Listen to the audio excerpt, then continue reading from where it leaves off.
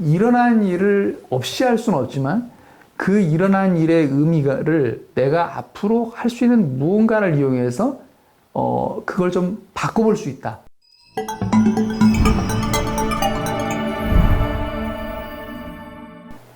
안녕하세요. 포트라TV입니다. 오늘 새로운 컨텐츠인 마음건강뉴스 진행하려고 하는데요. 그 첫 번째 시간 함께 해주실 포항지진 트라우마센터 이영렬 센터장님 모셨습니다. 안녕하세요. 자, 오늘 마음건강뉴스 첫 번째 주제 바로 트라우마인데요. 이 트라우마라는 말이 요즘 매체에서 되게 흔하게 들리는 것 같아요. 그래서 평소에도 좀 많이 사용을 하게 되는데 예를 들면 어떤 직장 동료가 싫으면 뭐 그 사람한테 트라우마 있어 라던가 어떤 특정 음식이 싫다 그러면 나 그 음식에 트라우마 있어 요렇게 또 말을 하곤 하더라고요.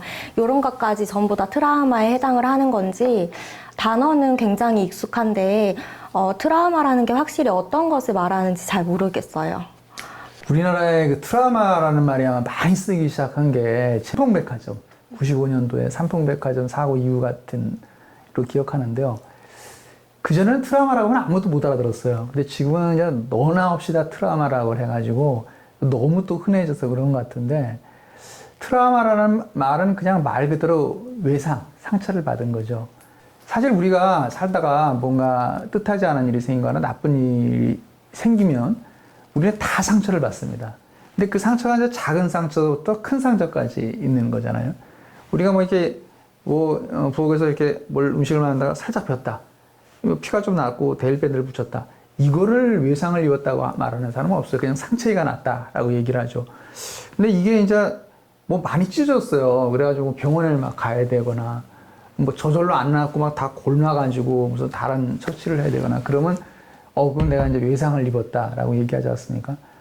별거 아니고 그냥 생활상에서 겪을 수 있는 일에조차도 다 트라우마라는 말을 붙여서 괜히 어떤 걸 내가 피하게 되고 자신 없어하고 어떤 사람을 배제하게 되고 그것도 문제라고 생각해요. 그러니까 어떤 적절한 수준에서 이것을 사용하는 게 중요하다고 생각하고요.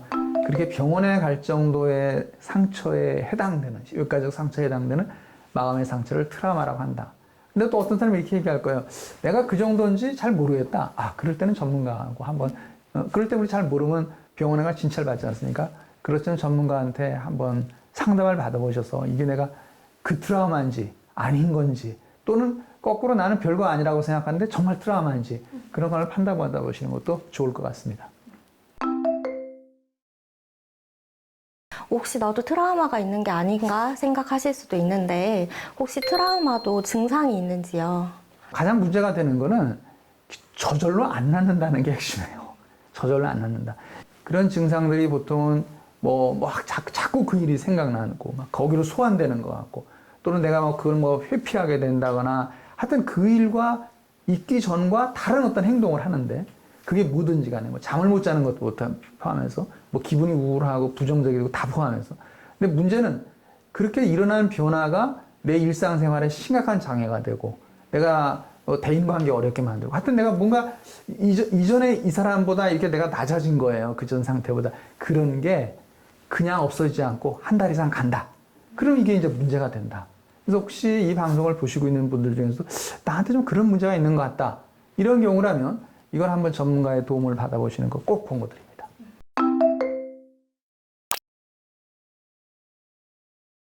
똑같은 사건을 겪더라도 어떤 분들은 금방 괜찮아지기도 하시고 반대로 오랜 시간이 지나도 여전히 힘들어 하시는 분들이 많은데요.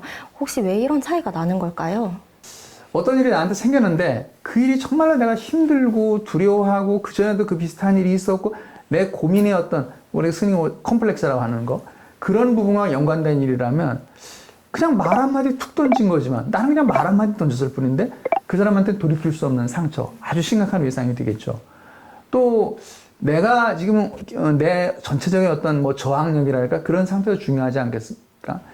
건강한 사람 같은 경우는 영화 같은 거 막 이렇게 주인공은 총알을 맞아도 막 전진하잖아요.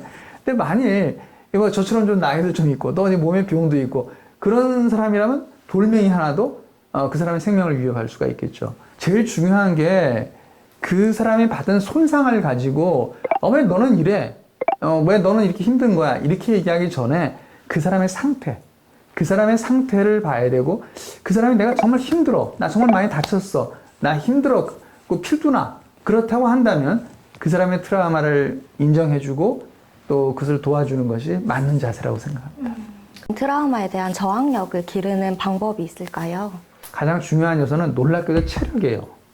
신체적인 건강 상태가 굉장히 중요합니다. 그래서 체력적으로 우월한 상태에 있는 것이 트라우마에 대해서도 굉장히 큰 내성을 갖는다고 그러고요. 성격 자체가 뭐 좀 더 낙천적이고 뭐 감사하는 습관, 뭐 여러 학자들이 얘기하죠. 뭐 유머 감각이 있느냐, 뭐 이런 어떤 그런 부분들이 또 트라우마에 대한 내성을 굉장히 키운다고 알려져 있기 때문에 우리가 그런 것들을 이제 평소에 좀 키우려고 노력을 한다면 우리가 살면서 어려운 일을 안 당할 수야 없지 않겠습니까? 사람이 살아가는데 그런 거에 미리미리 좀 대응하는 것이 될 것 같고, 예전에 이제 그 월남전 당시에 포로 수용소에 수용돼 있던 사람 중에서 누구는 그 상황에 절망을 해서 그 이제 협상이 끝나서 생환대 돌아오는 기간까지 견디지 못하고 스스로 진짜 죽은 사람들이 있고, 또 잘 견뎌서 돌아온 사람들이 있는데 그 잘 견뎌서 돌아온 사람들의 특징이 낙관적 현실주의적인 사고방식을 가진 사람이라는 연구가 있습니다.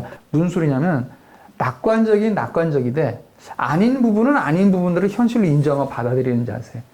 이런 부분, 이런 균형 감각이 중요하다는 거죠. 그래서 그렇게 치우치지 않는 마음 자세, 좀 융통성 있고 유연한 정신 자세.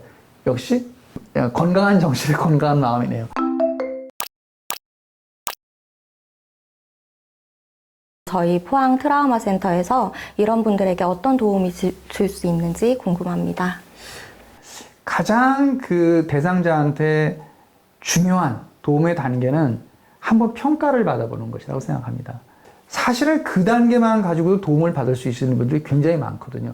내가 이게 트라우마인 줄 알았는데 그 정도는 아니었다. 또는 뭐 이게 좀 더 앞으로 열심히 해야 되겠다. 이런 어떤 방향을 잡는 것 자체가 이미 트라우마를 극복하는 절반을 같다고 저는 생각을 하는데, 그러고 나서 이제 그 전문가의 의견 중에 여러 가지가 나올 수가 있어요. 이건 선생님께서 아무래도 좀 병원에 가서 약을 드셔야겠습니다. 이런 의견을 들을 수도 있지만 사실 그런 경우는 그렇게 많지 않습니다.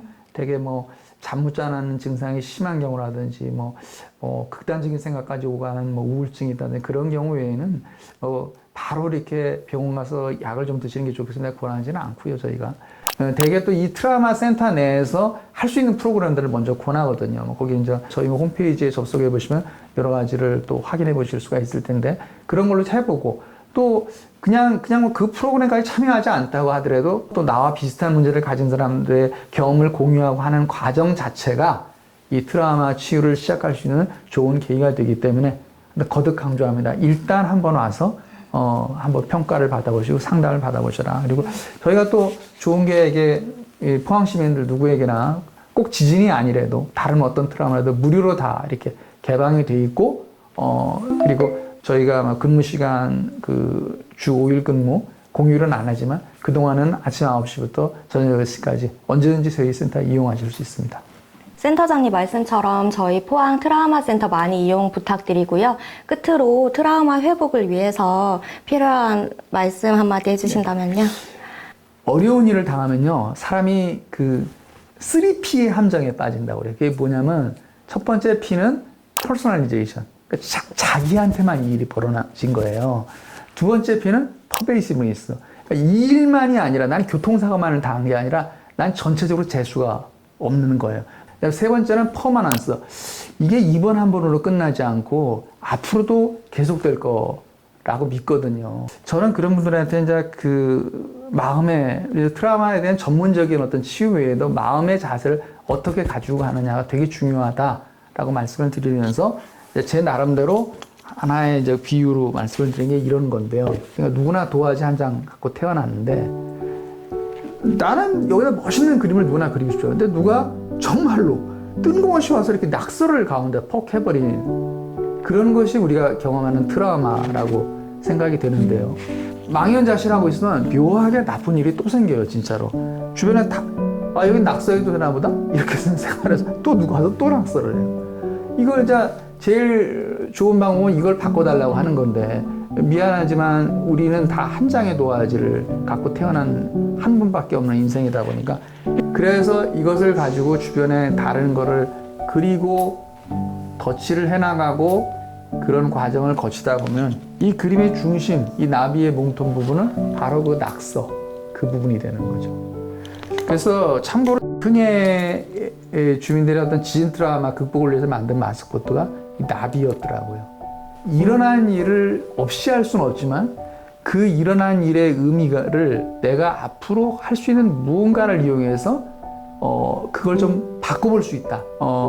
자신감, 의지, 새로운 마음 그런 것들을 조금이라도 이렇게 가지실 수가 있다면 그것이 어떤 트라우마든지 간에 그걸 극복하시고 일상으로 돌아가시는데 많이 도움이 될 거라고 저는 믿습니다. 네, 직접 그려주신 그림으로 감동적인 설명까지 감사합니다. 자, 오늘 이렇게 막연하게 느껴졌던 트라우마라는 단어가 조금은 친근해진 시간이 아니었나 싶습니다. 오늘 함께 해주신 이영렬 센터장님 감사합니다. 네, 감사합니다. 수고하셨습니다. 네. 자, 다음 시간에도 새로운 주제의 마음 건강 뉴스로 찾아뵙도록 하겠습니다. 감사합니다. 감사합니다. 포항 지진 트라우마 센터